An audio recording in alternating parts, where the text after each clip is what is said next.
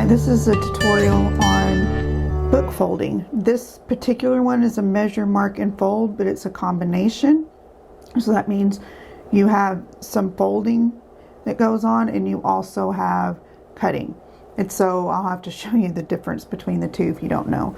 I will have another video coming up on a 180 fold and then one that's a shadow fold. So there will be several different videos, but for this one, I'm already making this book as a gift for my son, so I just thought I'd go ahead and hop on here and show you.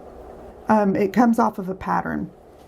So in this particular pattern, it's asking for a 428 page book that's at least 21 centimeters high. If you notice, we have over here numbers, and it's for leaves. This is really little writing. And so these numbers go into sequential order. Now, a lot of patterns will have only odd numbers here, and that's actual page numbers. This one is just leaves. So in a book, whenever you have a page, you have an odd number and an even number. So if you just have a pattern with odd numbers, then it's talking about the number that's on each of the pages that you will mark because they're odd. Now this in particular one is for a leaf, and so it's counted 1, 2, 3, 4. It's not in odds. So 1 is 1 leaf. Okay, so that means it includes the odd and the even page number, but it's 1 leaf, actual 1 page. So just so you know the difference for that. On this one, I did go through and unnumbered my pages right here, just so that way if I get off, I can tell.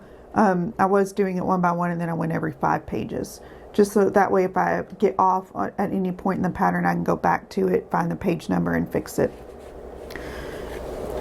This particular type that I'm doing, I will actually go through and mark all of my pages before I fold or cut them. It just seems to go a little bit faster for me. Now if you're doing a different type of fold, like a 180 fold, you'll not be able to do that. And in that video, I'll explain why. So for tools that I use, it's pretty simple. Some people have little contraptions that they build in order to keep the pages back. You just need something to weight it back. I just use this mobile charger, and it seems to work pretty well. And so you have to hold those back. So I'm on page 35 right here. And so on my pattern, I didn't mark out 34. And that's why I number the pages, because I did not mark that one out. So I know I'm on page 35, and then I will have to make those marks. Now for the ruler, all of the numbers are in centimeters. So you just have to make sure you get a ruler that has centimeters on it, which I think almost all of them do. I happen to just get this one and pick it up at the Dollar Tree for $1. But over here, the 0 starts over here instead of on the edge. And so I wanted to make something to make sure that I always had it starting at 0. And so I took this little bit of foam right here and placed it on the back part of the ruler. I just put a little bit of washi tape. It's actually double-sided photo foam. Looks like that, comes in a roll. So that's what I use, so that way whenever I go to mark my pages, it's always right up against the page, and then I'll always have the numbers exactly where they need to be. So that's just what works for me. There's other people that have those rulers that actually have it, the little, I guess, another edge right there. You can get those too. Again, this is just stuff that I use. Okay, so on my pattern, on page 35, I need to mark at 10-1, 11-3, 12-5, and 13-3. And then you have the marks. And then I'll mark it off of this page. And then I'll just go through to the next one. And again, I'll just look at my pattern. I'm on page 36. I'll go 10-1, 11-4, 12-4, and 13.3. Now just use a pencil. I wouldn't use a pen just because I tend to make mistakes, so that way I can erase it. So then you'll just keep going onto the pattern. Now usually I do not print off the pattern, I just use it as a PDF on my iPad, and I just roll it up after each one. So it just depends on what you like to do. If you don't want to print off the pattern, you don't have to. You can actually do it off your computer, your phone, your iPad if you want to. So far as the pattern, you can get those in several different places. If you go on Etsy, there's a lot of people that will sell patterns on there, and they're pretty minimal charge, a couple of dollars.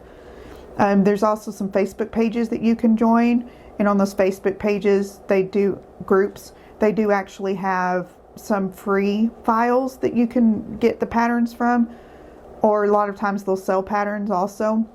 Again, it's not that much.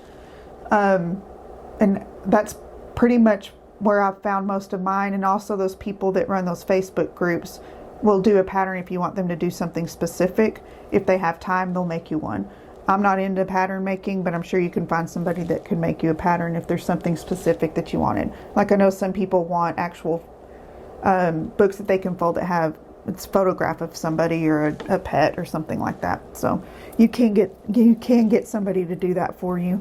Again, I would look on Etsy, maybe find some book folding pages on Facebook, and that's how you can get the patterns if you're interested in doing this for yourself. Okay, so once you've had all the book marked up, then you can go back, and that's whenever you start actually doing the folding and the cutting.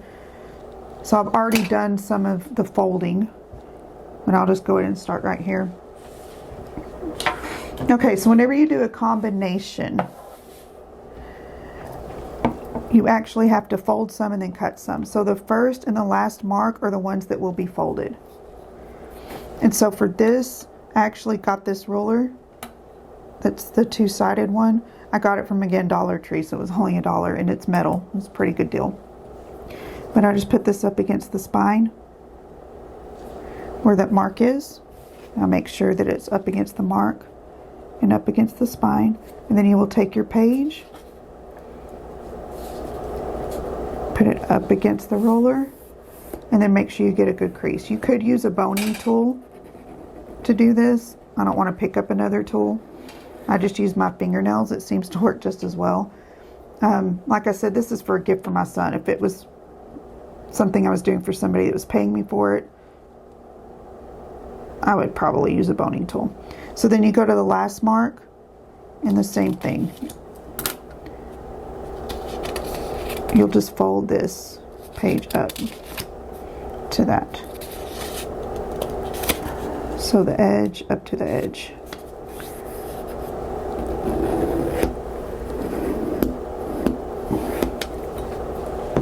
Now for this particular page, you actually have marks in between. Those are the marks that you will cut. So for scissors, these are the ones that I ended up with. I was just using regular small blade scissors, but it ended up hurting my fingers just from having to put them in those holes for the entire time. I've also tried to use an X-Acto knife and just put a self-healing board underneath the page to cut it. I didn't like that. I tended to rip some of the pages, especially whenever you have marks that are 1 centimeter in between each other, and so you just don't have a whole lot of room to mess up. So I ended up getting these Fisker scissors.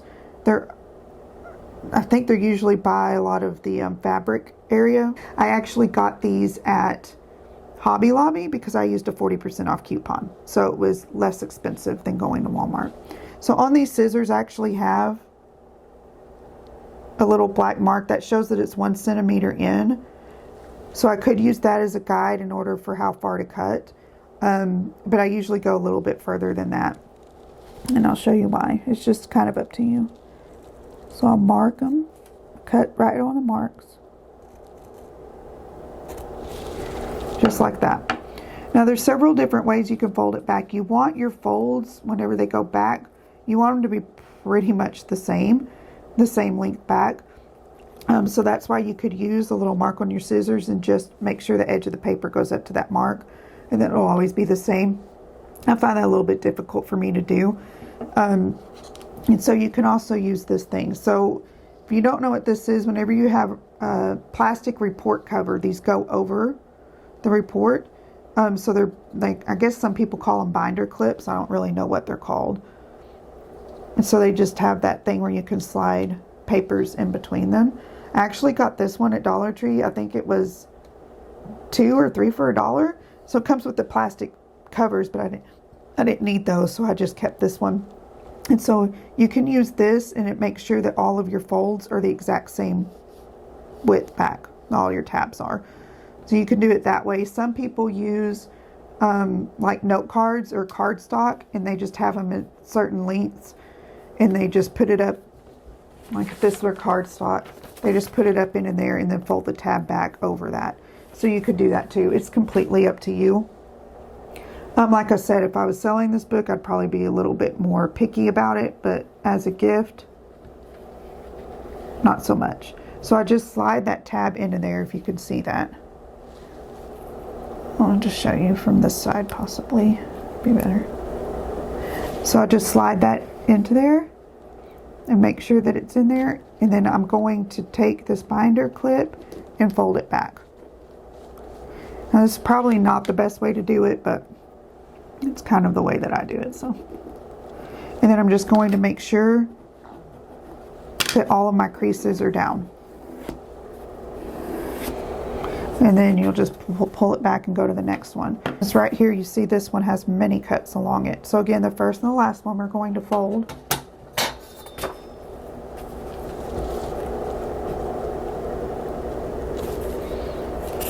If you notice the page numbers that are written on there, once you fold them, you can't see them anymore. So I don't bother with erasing them. Now some people will want to go back and they'll erase the marks. I don't do that. It doesn't, to me, make a difference whenever you have the final product, unless you're just opening up the pages and looking. Again, the last fold, I will fold up.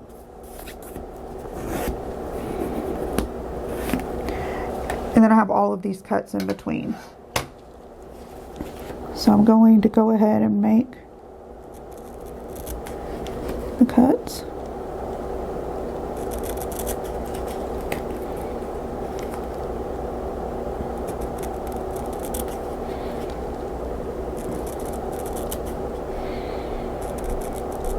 Now with these smaller cuts,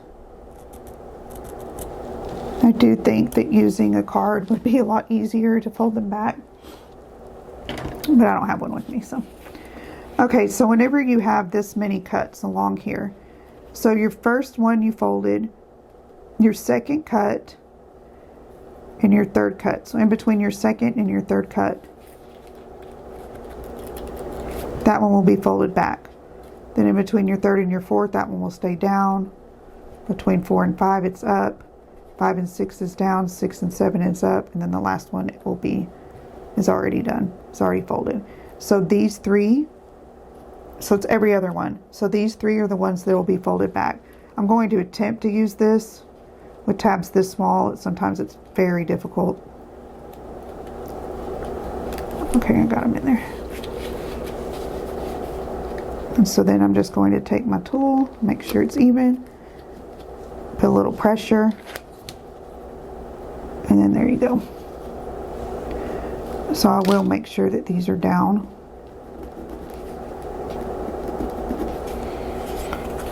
And that's what it looks like. Now if you have these tabs and they're annoying you, being up like this, you can get a little bit of glue like on the tip of a toothpick. Put a little bit of glue right there and then glue it down. I only do that with really stubborn ones. Usually once you get it all done, they pretty much lay down. So it's just kind of your preference. And so then that's what you're left with, and you'll keep going. Now, if you happen to have where it's just 2 of them, then all you're going to be doing is folding.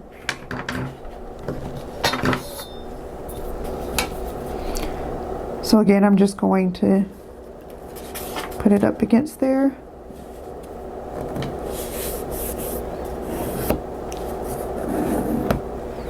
And then fold it. Okay, so you do that, and then of course the last one, or the second mark, you'll fold that one up.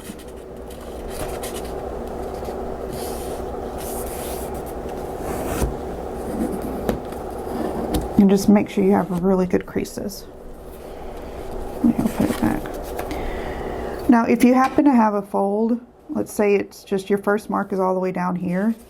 So if you notice, you can't really get the page all the way down because of this part right here.